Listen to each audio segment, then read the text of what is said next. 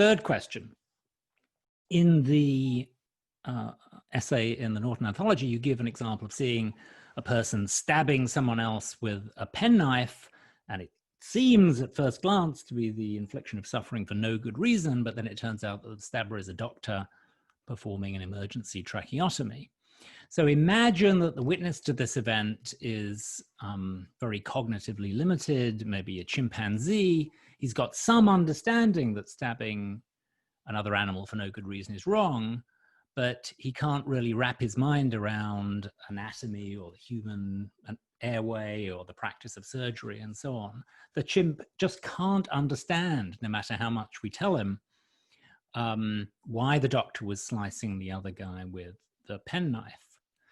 So why aren't we analogous to the chimps? Because God, to this chimp, so God infinitely surpasses us in his wisdom. We can't pretend to fully comprehend God's actions. So why can't I, as the theist, just say that, well, I'm like the chimp. If the chimp knows his limitations, he shouldn't rush to the conclusion that the doctor is an evildoer. I should be equally modest in the face of suffering. I already believe that God is all good and all powerful, and the workings of God are largely opaque to me. Why shouldn't the appropriate response to suffering just be, well, God works in mysterious ways, and I'm sure there's some good reason for it, but I'm so cognitively deficient, I couldn't hope to understand it.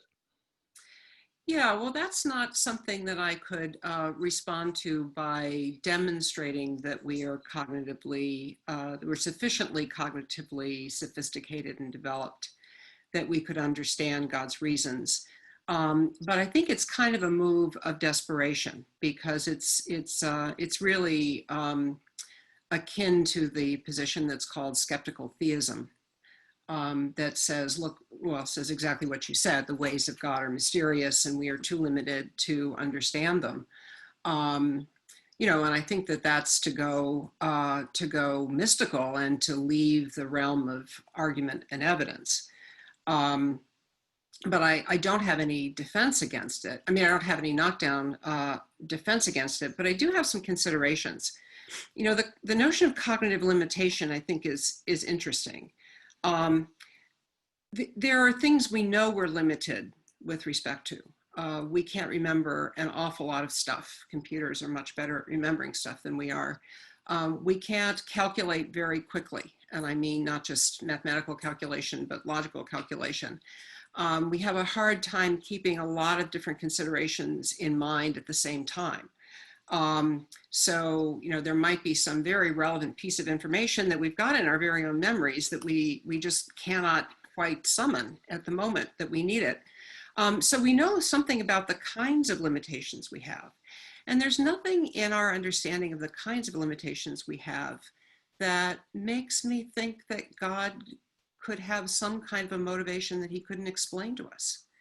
That is, he could give us the form of the explanation. He could say, he could explain to us that we can't understand the complete information because it involves, or the complete explanation, because it just involves more information than we can hold in our heads, or more that we can keep at the level of consciousness long enough to understand it.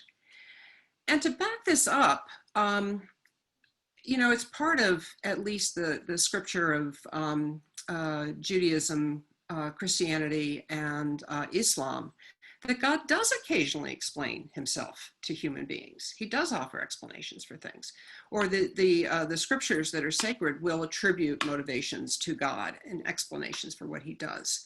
So I think that there's reason to think on the basis both of considerations about what a kind of ethical explanation could be, and on the grounds that we have evidence that God does try to enable us to understand his motives, at least some of the time. I think on all those bases, there's no reason to think that we would be incapable of understanding an explanation if God were to offer it. And I'll just say, if you do take this expedient and say, well, we're too cognitive, we know that God surpasses us infinitely in his capacities and his wisdom. Um, there is this challenge in the academic literature. It's a much discussed challenge. There is this challenge to our moral judgments in everyday life. If it can be so up in the air as to whether it's morally okay for someone to allow a child to be born that exists in a state of suffering throughout its short life, if that's supposed to be potentially not what it seems, then how can I be confident of any moral judgment that I make? That somebody who did X or Y or Z is wrong to have done it.